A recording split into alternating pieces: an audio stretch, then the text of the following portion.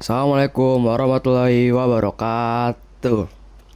Oke, selamat siang, pagi, sore, malam teman-teman. Jadi pada video kali ini izinkan saya untuk menjelaskan apa itu PHBS atau pola hidup bersih dan sehat.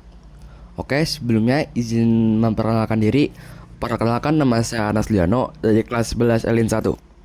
Oke, lanjut ke pembahasannya. Yang pertama, apa itu PHBS?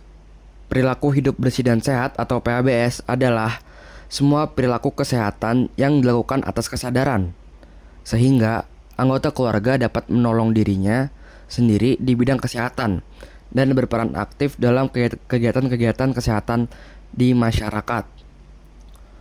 Oke, berikut contohnya. Yang pertama yaitu olahraga yang teratur. Jadi, kita tuh harus mengikuti perilaku-perilaku PHBS ini, yaitu yang pertama olahraga. Olahraga adalah aktivitas fisik yang penting untuk menjaga kebugaran tubuh dan meningkatkan daya tahan. Mengapa olahraga penting? Olahraga sangat penting karena yang pertama bisa menjaga berat badan ideal, yaitu membakar kalori dan mencegah obesitas. Jadi teman-teman ini yang mungkin yang ngerasa badannya gendut atau gemuk, jadi kalau pengen kurus, aku pengen kurus, aku pengen biar kayak Cristiano Ronaldo. Oke, jadi kita tuh harus olahraga ya teman-teman. Yang kedua, memperkuat jantung dan paru-paru atau menjadikan organ vital lebih efisien. Nah, olahraga sendiri ini bisa memperkuat jantung dan paru-paru.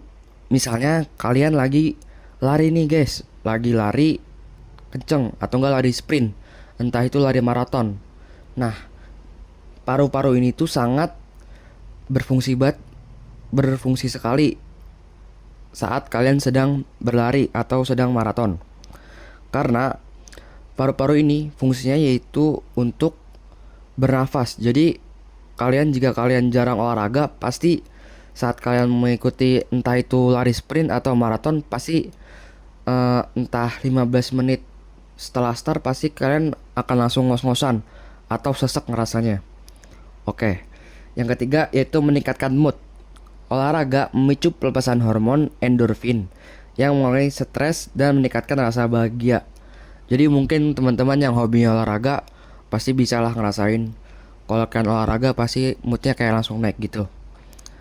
Yang terakhir, memperkuat tulang dan otot, mencegah pengeroposan tulang atau osteoporosis.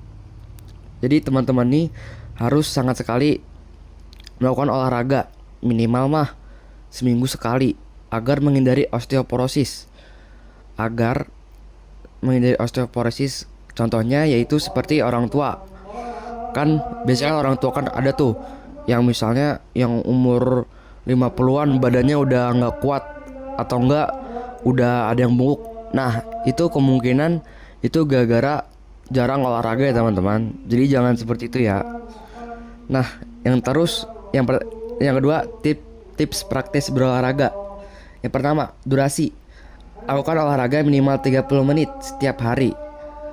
Atau enggak setiap satu kali seminggu juga nggak apa-apa teman-teman. Terus yang kedua, jenis olahraga. Tidak perlu yang mahal atau elit, kayak entah itu golf, berkuda, bowling, apapun itu. Kalian cukup yang simple-simple aja atau enggak yang murah-murah aja, yaitu jalan cepat, bersepeda, lari ringan atau jogging. Terus yang terakhir ada senam atau peregangan ringan. Itu kan kalau misalnya kayak senam tuh bisa dilakukan di rumah ya guys, atau enggak di luar juga bisa. Lanjut, yang kedua ada menjaga kebersihan diri. Contohnya bersih-bersih kamar tidur. Menjaga kebersihan diri tidak hanya tentang mandi dan sikat gigi, tetapi juga menjaga lingkungan tempat kita beristirahat, terutama kamar tidur. Mengapa kamar tidur harus bersih? Yang pertama, mencegah penyakit. Kamar yang kotor menjadi sarang debu, tungau, jamur, dan kuman, penyebab alergi, asma, dan penyakit kulit. Terus yang kedua, meningkatkan kualitas tidur. Jadi kalau misalnya kamar kalian bersih nih, pasti tidur kalian tuh bakal nyenyak guys. Coba kalau misalnya kotor, ada serangga, entah itu ada semut, kecoa, kan pasti kan tidurnya keganggu, ya enggak? Terus yang ketiga, menciptakan ketenangan. Kamar yang rapi membuat pikiran lebih tenang dan tidak stres. Dan ini adalah contoh video dari menjaga kebersihan diri.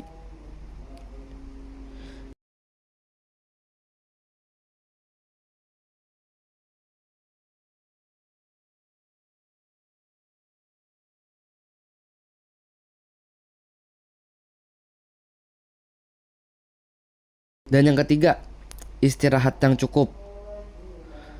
Tidur dan istirahat yang berkualitas adalah proses pemulihan penting bagi tubuh dan otak. Mengapa istirahat itu cukup wajib? Yang pertama, bisa memulihkan energi. Mengisi ulang energi yang terpakai selama beraktivitas. Contohnya nih, misalnya kalian sekarang habis lari, capek nih, capek banget. Nah, terus fungsi tidur ini tuh biar kalian tuh yang tadinya capek, pas kalian bangun tidur ini, jadinya energi kalian yang tadinya kebuang buat lari bakal balik lagi, guys. Jadi kan bakal semangat lagi. Yang kedua, meningkatkan konsentrasi otak. Otak memproses dan menyimpan memori saat tidur. Kurang tidur membuat sulit fokus. Yang keempat, memperkuat imunitas. Tubuh memproduksi protein pelindung atau sitokin saat tidur yang membantu melawan infeksi, perbaikan sel tubuh. Sel-sel tubuh yang rusak diperbaiki saat kita beristirahat. Dan yang ketiga, atau enggak yang terakhir, kebutuhan tidur ideal. Mungkin kalian yang usianya udah dewasa, antara 18 tahun sampai ke atas, untuk saran tidurnya itu 7 sampai 9 jam per malam. Untuk anak sekolah dari umur 6 sampai 13 tahun, saran tidurnya yaitu 9 sampai 11 jam per malam.